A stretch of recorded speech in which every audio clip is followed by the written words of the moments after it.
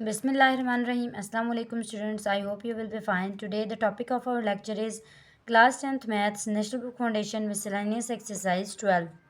As you know students, इससे पहले हम सारे चैप्टर्स के सारे कंसेप्ट्स क्लियर कर चुके हुए हैं. अब उन्हीं कंसेप्ट्स को हम आगे लेके चलेंगे इस एक्सरसाइज में. स्टूडेंट्स, मिसलेनियस एक्सरसाइज दी ही इसीलिए जाती है ताकि आप पूरे यूनिट में जितने भी कंसेप्ट्स पढ़ के आ चुके हुए हैं उनको रिव्यू कर लें. अब इनके जो फर्स्ट क्वेश्चन होता है वो एमसीक्यूज बेस्ड होता है, उसको हम बाद में सेपरेट से करने की कोशिश करेंगे. आइए यहाँ पे जो सोल्यूशन वाले क्वेश्चन हैं, क्वेश्चन नंबर 2 से जो स्टार्ट हो रहे हैं वहाँ से स्टार्ट करते हैं. क्वेश्चन नंबर 2 में स्टूडेंट्स हमारे पास क्या है कि for the following data draw cumulative frequency polygon then estimate 3 quartiles graphically. यानी कि हमने सबसे पहले क्या करना है कि क्यूमुलेटिव फ्रीक्वेंसी निकालनी है और उसको फिर ड्रा भी करना है ग्राफ के अंदर, और उसमें 3 जो क्वार्टाइल्स हैं वो भी उसी से फाइंड करना है ग्राफ से. Also find variance and standard deviation of the data. यानी कि ये जो डाटा दिया गया है इसी के हमने वेरिएंस भी फाइंड करने हैं और साथ स्टैंडर्ड डेविएशन भी फाइंड करनी है. आइए सबसे पहले हम डाटा लिख के उसका जो क्यूमुलेटिव फ्रीक्वेंसी है वो फाइंड करके पॉलीगॉन फाइंड करते हैं. स्टूडेंट्स, जैसा कि यहाँ पे आपको सोल्यूशन नज़र आ रहा है, इस सोल्यूशन में सबसे पहले मैंने डाटा लिखा है जिसमें x यानी कि हमारे पास सारे नंबर्स हैं और फिर फ्रीक्वेंसी है. उसके बाद हमने क्यूमुलेटिव फ्रीक्वेंसी निकाली है. अब क्यूमुलेटिव फ्रीक्वेंसी के बाद हमें क्लास बाउंड्रीज की भी बहुत ज़रूरत पड़ती है. तो मैंने क्या किया है, क्लास बाउंड्रीज़ को ये जो x है, नंबर्स हैं, इन्हीं से बनाया है. यहाँ पे हमारे पास है x 5, 10, 15, 20, 25, 30, 35, 40, जबकि फ्रीक्वेंसी दी गई है 2, 4, 6, 8, 10, 7, 5, 3. असल में ये जो डाटा है ये हमारे पास अनग्रुप्ड है, इसलिए हमने इसको ग्रुप्ड बनाया है. क्यूमुलेटिव फ्रीक्वेंसी जो है उसको कैसे फाइंड करते हैं, पहला 2 एज इट इज़ रहता है, फिर 2 + 4 6, इसी तरह 6 + 6 12, फिर 12 + 8 20, और इसी तरह आगे 1 बाय 1 हम ऐड करते जाएंगे. 20, 10, 30, 37, 37, और 37 + 5 42, 42 + 3 45. यहाँ पे जो 45 है ये असल में हमारे पास समेशन एफ है. समेशन एफ से ही हमें पता लगता है कि हमारी जो क्यूमुलेटिव फ्रीक्वेंसी है वो ठीक है या नहीं. इन सब का टोटल असल में 45 ही आता है और इसका जो लास्ट नंबर है वो 45 आ रहा है. इसका मतलब है क्यूमुलेटिव फ्रीक्वेंसी ठीक फाइंड हुई है. क्लास बाउंड्रीज हमने इसी से बनाई है, 0 से लेकर 5 तक, फिर आगे 5 से लेकर 10, 10 से लेकर 15, 15 से लेकर 20, 20 से लेकर 25, 25 से लेकर 30, 30 से लेकर 35 और 35 से 40. ये हमारी क्लास बाउंड्रीज बनी है. आपको पता है कि जो क्लास बाउंड्रीज की पहली जो क्लास होती है उसकी अपर लिमिट और दूसरी क्लास की लोअर लिमिट ये दोनों सेम होती हैं. इसी तरह इस क्लास की अपर लिमिट और इसी से अगली वाली जो क्लास है उसकी लोअर लिमिट ये सेम है. ये सेम होंगी तो हमारी क्लास बाउंड्रीज बनेंगी, अदरवाइज ये क्लास लिमिट्स बन जाएंगी. आगे आते हैं, यहाँ पे हमने फ्रीक्वेंसी पॉलीगॉन कैसे बनाया है. सबसे पहले हमने यहाँ पे क्यूमुलेटिव फ्रीक्वेंसी पॉलीगॉन ही बनाया था ना. तो जब क्यूमुलेटिव फ्रीक्वेंसी पॉलीगॉन बनाना हो तो उसके लिए यहाँ पे क्यूमुलेटिव फ्रीक्वेंसी रखते हैं, और अगर फ्रीक्वेंसी पॉलीगॉन बनाना हो तो यहाँ पे सिर्फ फ्रीक्वेंसी रखते हैं. नीचे हमने यहाँ पे सारी जो क्लास बाउंड्रीज थी उनको रखा है. जैसे कि यहाँ पे आपको नज़र आ रहा है 0 से लेके जो 5 तक था, या आप इसी को देख लें कि ये जो x है x एक्सिस वाला, इसी के अकॉर्डिंग क्लास क्यूमुलेटिव फ्रीक्वेंसी जो है उसके साथ पॉइंट्स बना लें. जैसे कि यहाँ पे 5 है तो 5 के साथ क्या होगा 2. मैंने यहाँ पे 5 के साथ 2 जो है उसका पॉइंट बनाया. इसी के आगे 10 है, 10 के साथ 6, यहाँ पे 10 है, इसके साथ 6 का पॉइंट बनाया है. इसी तरह यहाँ पे आ जाए 15 है, 15 के साथ 12 का पॉइंट बनाया है, 20 के साथ 20 का पॉइंट बनाना है. 15 के साथ हमने पॉइंट बनाया है 12 का, और 20 के साथ हमने 20 का पॉइंट बनाया है. आगे आ जाते हैं 30 हमने पॉइंट बनाना है किसके साथ, 25 के साथ. 25 के साथ किसका पॉइंट बना है, 30 का. यहाँ पे आपको नज़र आ रहा होगा ये 30 का पॉइंट है. फिर 30 के बाद 35 है. 35 का जो पॉइंट है, 30 का जो पॉइंट है वो 37 है, और 30 का पॉइंट 37 है. यानी कि 30 का पॉइंट जो है वो हमारे पास 37 है, हमने 37 पॉइंट बनाया. उसके अलावा 35 का जो पॉइंट है वो 42 है. 35 का पॉइंट हमारे पास ये 42 बना है. फिर लास्ट जो पॉइंट है वो 40 का है, 40 का पॉइंट 45 है, हमने 45 के आगे लाइन बना ली। अब इसी तरह डॉट्स जो हैं, जितने भी डॉट्स बने थे उन सब डॉट्स को ऐसे ज्वाइन कर लेना है, और ज्वाइन करके हमने क्वार्टाइल 1, क्वार्टाइल 2 और क्वार्टाइल 3 भी बनाना है। अब आपने सबसे पहले यहाँ पे देखना ये है कि जो लास्ट आपका पॉइंट था वो क्या था, एन क्या था, नंबर्स क्या थे, वो था 45। यहाँ पे ही आप बेशक फाइंड कर लें, जो एक पॉइंट था ना वो एक यूनिट के इक्वल था। ये भी आपने बताना है कि हर पॉइंट का जो एक पॉइंट था वो एक यूनिट था।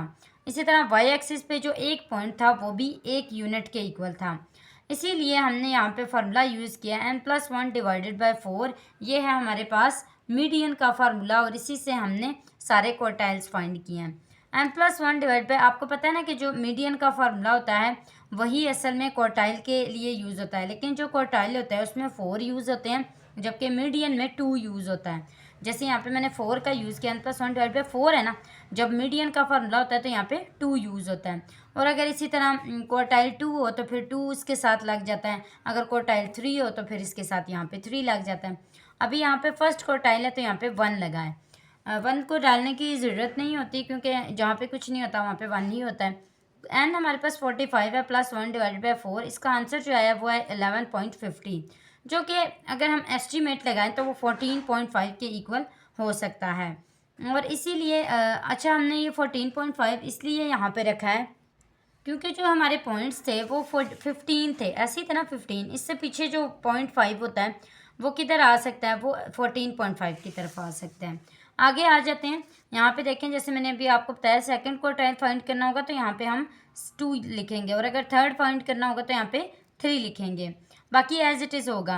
2 n क्या है 45 +1 डिवाइडेड बाय 2, इसलिए मैंने लिखा है क्योंकि 2 1 टाइम 2 2 ज़ार 4 हो जाएगा, और यहाँ पे 2 आ जाएगा, तो 45 +1 डिवाइड बाई 2 करेंगे तो हमारे पास आंसर आ जाएगा 23। अब देखिए 23 मिडल में आया। अब हमने क्या करना है, इससे पीछे जाना है। इससे पीछे हमारे पास 20 है, 20 के आगे क्या होता है 21.5, अप्रोक्सीमेटली हमारा 21.5 तक बन सकता है। आगे आ जाते हैं यहाँ पे थर्ड क्वार्टाइल पे। थर्ड क्वार्टाइल जो है वो हमारा है, इसको 3 और 41 5 + 1 डिवाइडेड बाय 4 किया तो हमारे पास आंसर है 138 डिवाइडेड बाय 4, जिसका आंसर आया था 34.5। 34.5 अप्रोक्सीमेटली किसके इक्वल हो सकता है, 28.5 के। तो ये हमारा एस्टीमेट लगा है किसका, तीनों क्वार्टाइल्स का। अब इसके आगे ये जो लास्ट है, also find variance and standard deviation, इनको फाइंड कर लेते हैं। इसके लिए सबसे पहले हमने एक्स और फ्रीक्वेंसी को लिखा है, यानी कि नंबर्स और फ्रीक्वेंसी को लिखा है। फिर हमें किसकी ज़रूरत पड़नी थी, एफ एक्स की, यानी कि फ्रीक्वेंसी और एक्स को मल्टीप्लाई करना था।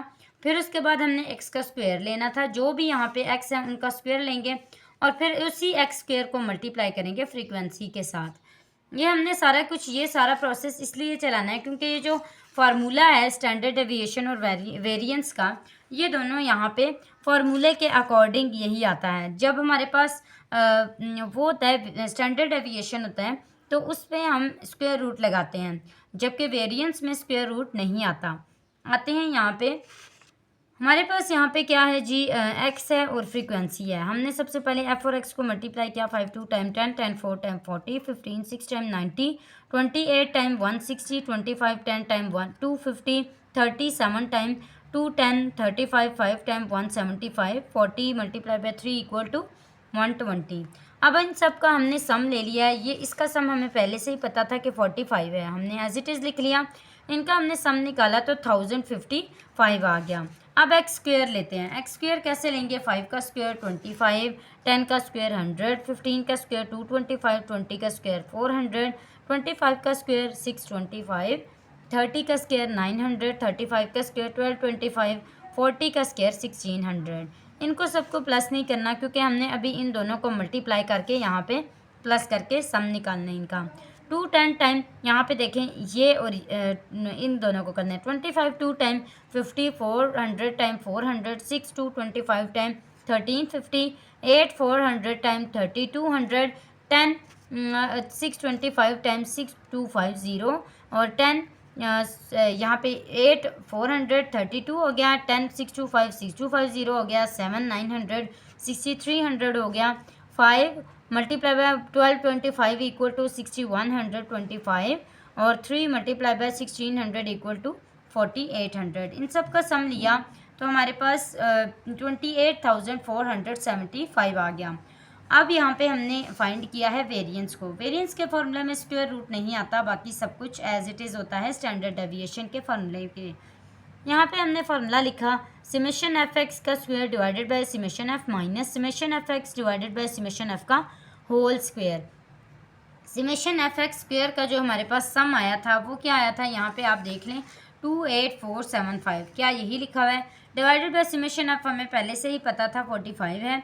इसी तरह समेशन एफ एक्स जो है वो 1055 के इक्वल हो गया, डिवाइडेड बाय समेशन एफ 45 के इक्वल हो गया। इनका होल स्क्वायर लिया तो हमारे पास आंसर आया 549.64, जबकि इसका आंसर आया है 632.78।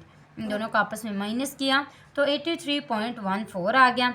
और अब स्टैंडर्ड डेविएशन को फाइंड करने के लिए हम दोनों साइड्स पे स्क्वायर रूट ले लेंगे, नहीं बल्कि यहाँ पे आपको पता है कि यहाँ पे स्क्वायर नहीं आता, तो स्टैंडर्ड डेविएशन के लिए सिर्फ हम इसका स्क्वायर रूट लेंगे तो हमारे पास 9.12 आ जाएगा और ये हमारे पास स्टैंडर्ड डेविएशन आ जाएगा। वेरिएंस और स्टैंडर्ड डेविएशन ये दोनों फाइंड हो चुके हैं और इसी के साथ हमारा क्वेश्चन नंबर 2 कंप्लीट होता है।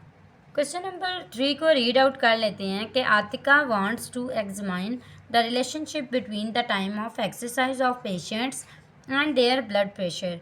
वो क्या कहते हैं कि वो रिलेट करना चाहती है टाइम एक्सरसाइज के टाइम को और पेशेंट के ब्लड प्रेशर को, कि क्या एक्सरसाइज से ब्लड प्रेशर रिड्यूस होता है या नहीं।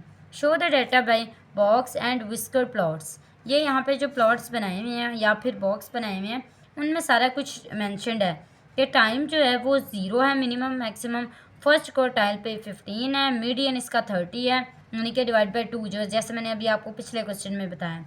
क्वार्टाइल 3 जो है वो है 45, जबकि मिनिमम मैक्सिमम इसका 60 है।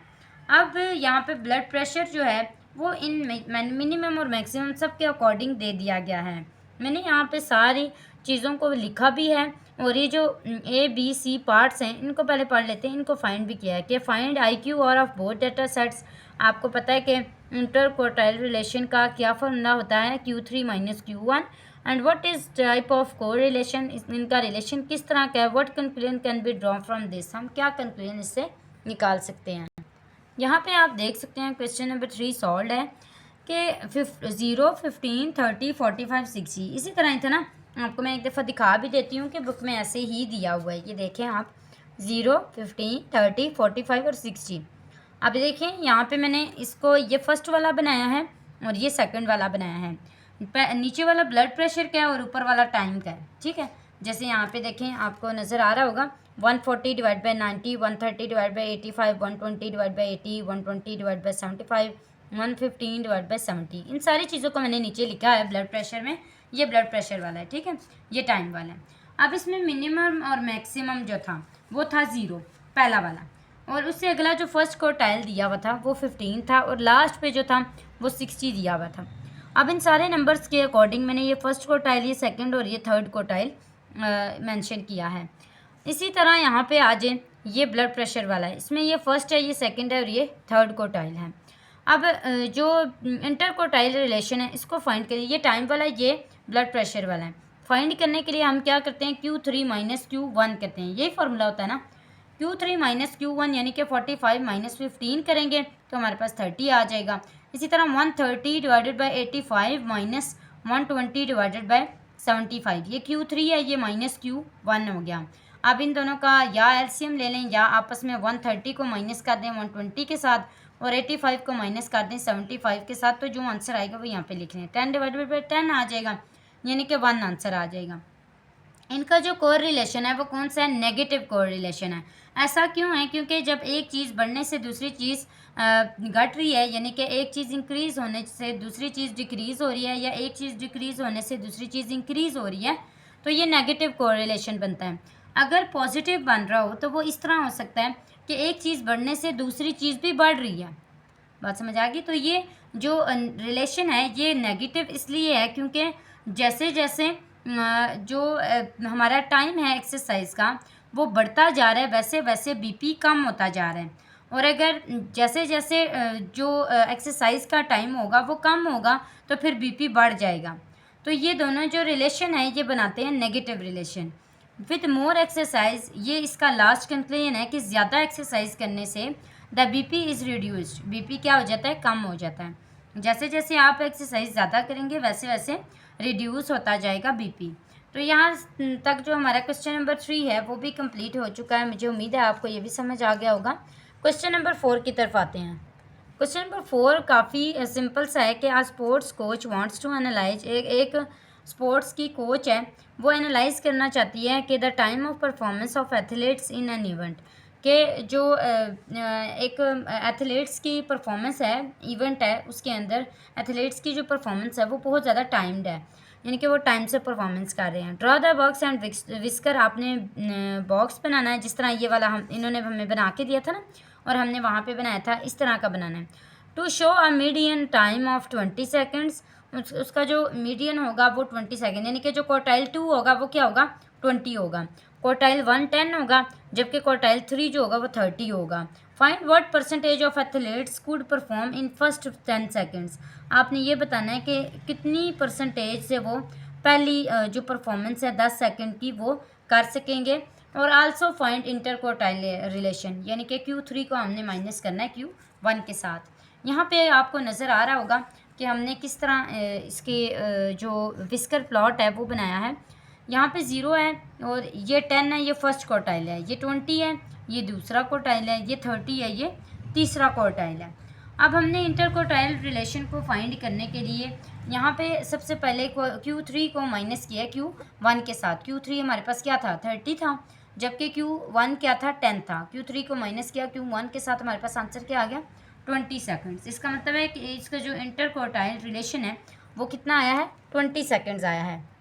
इसके साथ साथ उन्होंने ये भी बोला था कि जो फर्स्ट 10 सेकेंड्स हैं उनकी परसेंटेज भी फाइंड करनी है। तो फर्स्ट 10 सेकेंड्स की परसेंटेज को फाइंड करने के लिए हम क्या करेंगे, 10 लिखेंगे, 10 सेकेंड्स की फाइंड करनी है ना। और टोटल ये कितने नंबर्स हैं, 60 हैं, 30 20 50 और प्लस 10 60। मल्टीप्लाई किससे करेंगे, 100 से, ऑब्वियसली परसेंटेज के लिए 100 से ही मल्टीप्लाई करते हैं। 0 0 से कैंसिल हो गया, 2 3 ज़ार 6, 2 5 ज़ार 10, 10 5 ज़ार 50 डिवाइडेड बाई 3। अब इन दोनों को डिवाइड कर लेते हैं। तो ये डिवाइड करके हमारे पास इसमें आंसर आता है 16.6। इसका मतलब है इतने परसेंट है फर्स्ट 10 सेकेंड्स की। तो यहाँ तक जो है हमारे पास ये क्वेश्चन नंबर 4 भी कंप्लीट हो चुका है। स्टूडेंट्स, मुझे उम्मीद है आपको अच्छे से समझ आ गया होगा। इससे आगे हम इस एक्सरसाइज को कंप्लीट करने की कोशिश करेंगे और इसी तरह समझाऊंगी जैसे आज की वीडियो में समझाया है। कोई भी कन्फ्यूजन हो कमेंट बॉक्स में ज़रूर क्वेश्चन कर लिया करें, मैं कोशिश करूँगी आपको वैसे ही जवाब देने की कोशिश करूँ। आज के लिए इतना ही, अगली वीडियो तक के लिए अल्लाह हाफिज़।